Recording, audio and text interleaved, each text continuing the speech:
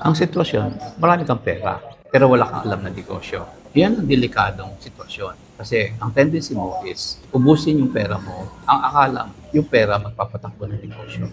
Actually, hindi pera ang magpapatakbo ng negosyo. It is going to be your ability to run the business. So, kung malaki ang pera mo, itago mo muna at maghanap ka ng pwede mong umpisahan base doon sa kakayanan mo. Any business, hanapin mo muna kung saan ka pwedeng pumosisyon at kaya mong gawin. Diyan ka mag-umpisa. Huwag mo munang isipin yung pera na hawak mo kasi mauubos yan kung papasok ka sa isang negosyo na hindi mo naman kabisado at itataya mo yung pera mo.